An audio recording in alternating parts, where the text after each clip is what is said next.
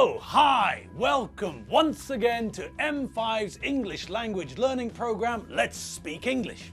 I'm Gav Duncan and I'm here on your TV to help you learn English. Now, are you all sitting comfortably? Yes? Good. And are you ready for today's lesson? Yes? Good. Okay, well let's learn English together. And welcome once more to Thursday. And first, let's talk about the fact that once again we're breaking new ground. Yes, it's another first, isn't it? This is the first Thursday of the month. Yes, so this is another first. Congratulations to you all, and welcome to October's first Thursday lesson. All right, well, are you all ready? Have you run your hands under the furniture? Have you checked that there's nothing in your phone? No strange microphones? Good. In that case, we can make a start, can't we? Hopefully, nobody's listening. Oh, hang on. That's no good, is it? We need people to listen to us. If people aren't listening, then they won't hear us when we tell them about the difference between this and that, will they? Okay, in that case, we'll have to change tack. It's not a good idea that no one's listening. That doesn't help us at all. This, after all, is an audio-visual feast. We need both elements. We need to see things, but we also need to hear things. So, if Rupert's old colleagues and friends are listening, then good! We've got nothing to hide. The only secrets we know are the secrets of the English language. And well, those are open secrets. They're not real secrets. Anyone can find these secrets out.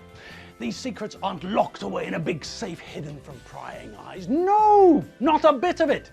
These are secrets that we're trying to make public. We want you to know these secrets. We're trying to reveal this information to you so that you know the secrets of English, so that the secrets cease to be secrets. That's the goal, people. That's the goal. Okay. So that's also a goal, a football goal, but our goal is different. Our goal isn't a physical goal. Our goal is something that we'd like to achieve.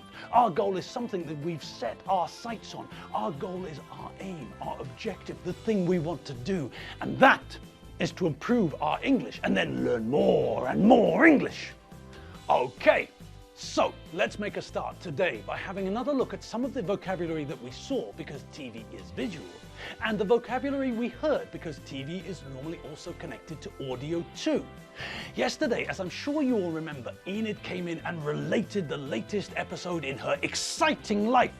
And let's face it, her life has got more twists and turns than a Mexican soap opera. She's like the metal ball in a pinball machine of life. All right, so what new vocab was there yesterday? Well, for one thing, we had the word retreat, didn't we? Now, when we use this as a verb, the verb to retreat, this means to move back. It's something we often see with armies. If the army of Ping Pong Land is fighting against the army of Ummy Gummy Land, and the army of Ummy Gummy Land is much stronger, has better equipment, more soldiers, better trained soldiers, and cutting-edge weapons, then the chances are that they'll start to win the battle, the war. And in that case, what do you think the other army, the army of Ping Pong Land, what do you think they'll do? Yes, that's right. They'll retreat. They'll move away from the fight, backwards. They'll back out of the fight. They'll retreat to a safer place. Then, when they get to that safer place, they'll try to regroup, find out where everyone is, and then, well, then the top brass, the leaders, will decide what to do next. But that's one of the places we normally see the verb retreat used, in battle, when we're thinking about the army.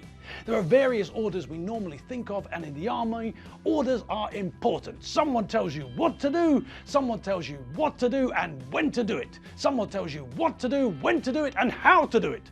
So in the army, soldiers are trained to obey orders. They're trained to do what they're told to do. And if they don't do what they're told to do, if they disobey orders, then they get into trouble.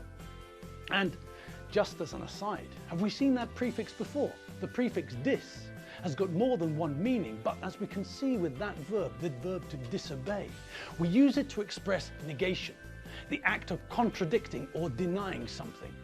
If you obey an order, you follow that order. You do what you're ordered to do. You do what you're told to do. You obey. If, on the other hand, you disobey an order, then you do the opposite. You don't follow the order. You don't do what you're ordered to do. You don't do what you're told to do. You disobey. And we can use the same prefix in the same example. with the armies of Ummy-Gummy Land and Ping Pong Land in the battle or war which we just heard about. One army had an advantage, the other army had a disadvantage. Same prefix showing that something is negated. An advantage is positive, but if it's negated, then it's negative. It's a disadvantage. All right, moving on. Where were we? Yes, of course, retreat. Okay, so we know the meaning of the verb and the noun is connected with the same sort of idea. A retreat is somewhere quiet, somewhere secluded, somewhere far away from other people. A place where you can go to relax and rest. When someone goes to a yoga retreat, then we know that this yoga place is not somewhere in the center of town. No, this is a place which is a long way from everything.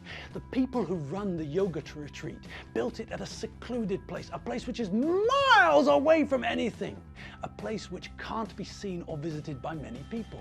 That's why it's perfect for yoga and meditation. It's quiet, and there aren't many people around to break your concentration.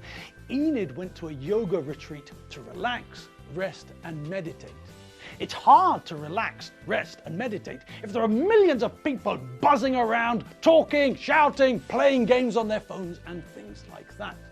So a yoga retreat is a place where you can retreat, you can withdraw, you can remove yourself from the hustle and bustle of daily life, and that means that you can rest. That's why people go to retreats, to rest, to relax, to recharge their batteries, to take a break from the hustle and bustle of life. Okay, what else did we see and hear? Well, we heard about MI5 and MI6, didn't we? But, well, if you watch TV these days, it seems like most TV programs feature those organizations and others. The CIA, the Central Intelligence Agency, the FBI, the Federal Bureau of Investigation, MI5, Military Intelligence 5, MI6, Military Intelligence 6, Mossad, I don't know. There are loads of these organizations, and all the programs I see on TV seem to be about the people who work for these organizations.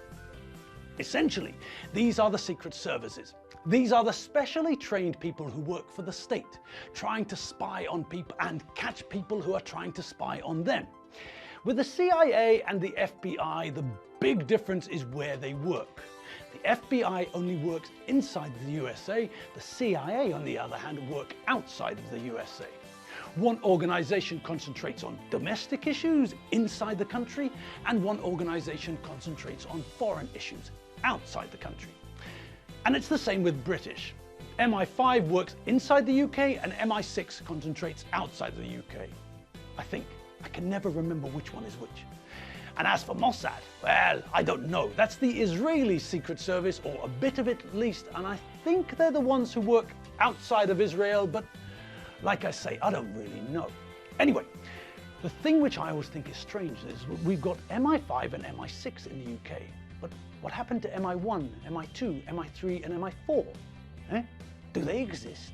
But they're so secret that nobody knows about them? I don't know. I don't know who to ask. Perhaps I can ask Rupert. And that's another thing. Think about the emergency telephone numbers we know. In the US, 911. Fine. In the UK, 999. Even easier. But then we get hungry and things go a bit haywire. Have your legs fallen off? You need the ambulance service. Call 104.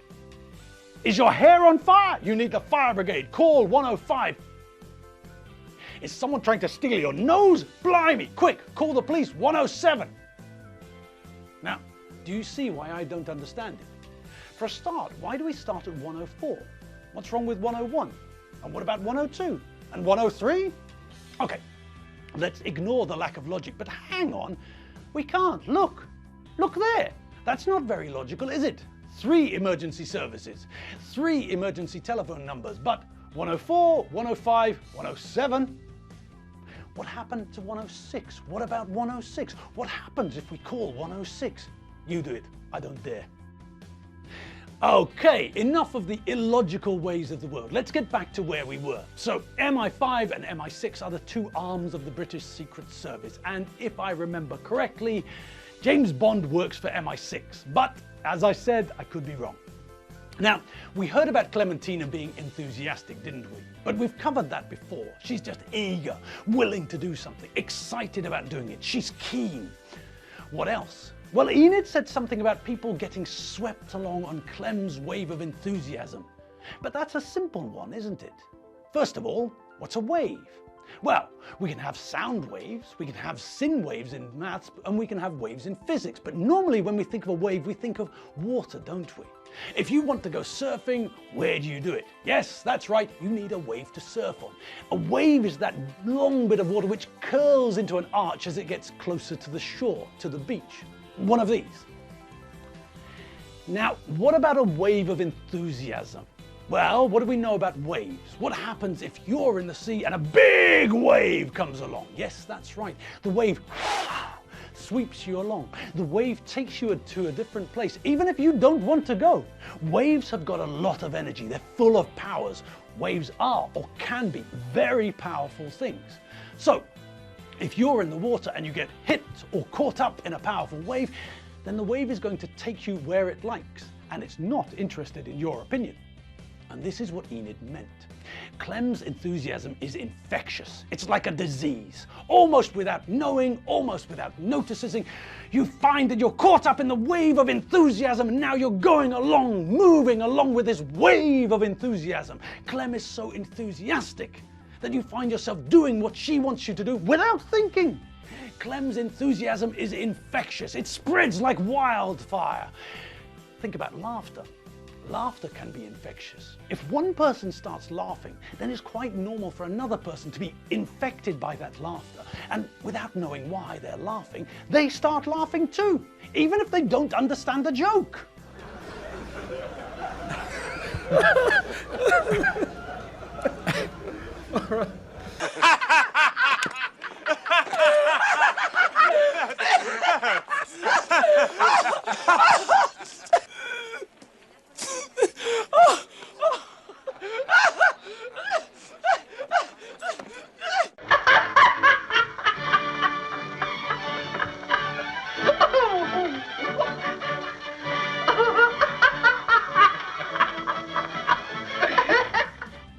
With at least two of those five guys, I think we can safely assume that alcohol has something to do with the merriment, but that's something we can think about another day. Let's move on.